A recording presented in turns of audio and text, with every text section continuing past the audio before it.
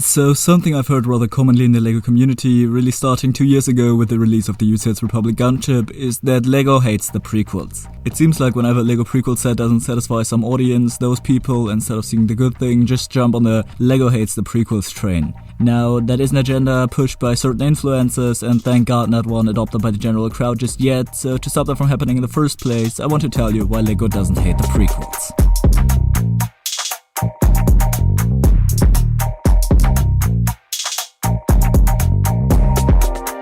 First thing that I want to make very clear that this isn't purely going to be me defending LEGO. They've done enough dumb stuff to critique, but I very much dislike senseless hate. But before I go any further, please subscribe if you enjoyed the video and leave your opinion on this topic in the comments. Sadly, senseless hate seems to have become somewhat of a norm for the LEGO community these days. There's more than enough room to be upset at LEGO, I don't even want to say that. With the LEGO Marvel CMF, for example, I made a video on that like 2 weeks ago in which I covered both sides and then gave, in my opinion, a reasonable conclusion. And I think that should be the norm. Look at the good, look at the bad, find your opinion somewhere in between.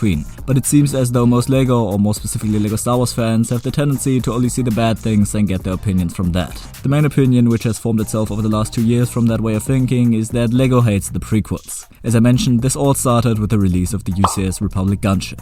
In 2020, LEGO held a vote in which fans were able to decide on what the next UCS set should be. The options were Nebulon B escort frigate, the TIE bomber, or Republic Gunship. Believe it or not, the LAET won with flying colors and was announced as one of the next UCS sets. Everyone was happy, but then we got some information regarding the set, including the minifigure selection. The set would come with a Clone Commander and Mace Windu. Let me tell you, everyone went wild. The minifigures many had hoped for were Phase 2 Commander Cody, a Jedi Bob, or a screen-accurate Phase 1 Clone Pilot. The way I understand it, people were able to fill out a little box after casting their vote, which allowed them to say which minifigures they wanted in the set. So a lot of people weren't particularly happy with the minifigure selection. Personally, I too would have liked to see a Jedi Bob or a new Clone Pilot, no question, but I was fine with the figures. They were screen accurate and didn't look all too bad. Many fans though saw this more like a sign that LEGO didn't care for the prequels, and that's why they didn't put more effort into making the figures. These people's fires were only fueled by a statement from LEGO saying that minifigures were but an accessory and shouldn't be locked behind extreme paywalls, as well as a horrific designer interview. Now let's go through this one by one. The designer interview was dumb, but the hysteria following it was blown way out of proportion.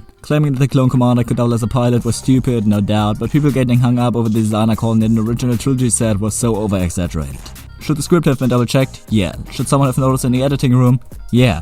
Does this mean LEGO hates the prequels? No, of course not. It was a simple mistake, that's it. The other thing that people got hung up about was the statement that minifigures in these kind of sets are just accessories and rare figures shouldn't be put behind a $350 paywall. Now, I agree with this. I don't think very desirable figures should be put in an ultra expensive set, and let's be real, you're not buying a UCS set for 2 minifigures. At the start I already said that I wasn't going to purely defend LEGO on this, so let me just rip into them real quick. They said desired figures shouldn't be an expensive set, so why were the golden Harry Potter minifigures in the $300 Hogwarts icons? Why is there going to be a clone Captain Rex in the new UCS Venator?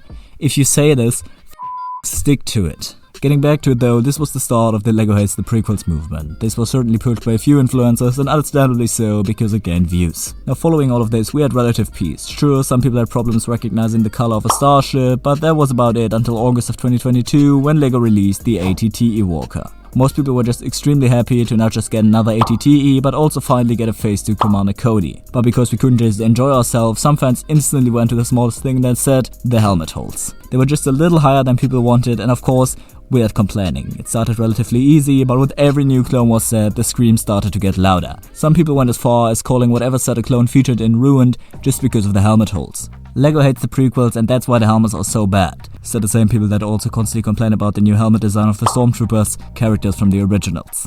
Then summer of 2023 rolled around and we got another clone battle pack. The second this year, mind you, but there was a problem with the renders and Commander Vaughn was just a normal 332nd Trooper with a visor, so of course, the fandom went nuclear.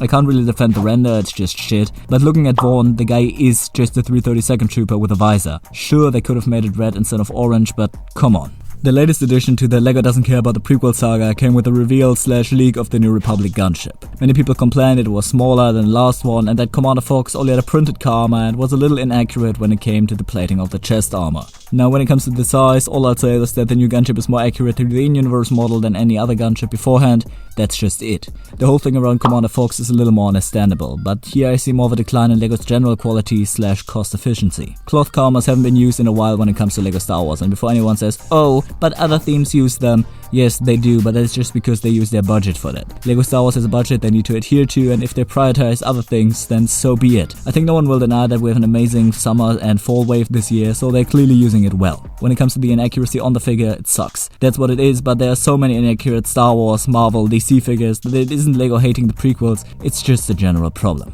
So I hope you enjoyed my take on this. Let's see what the reception of this video is, and as always, until next time, goodbye.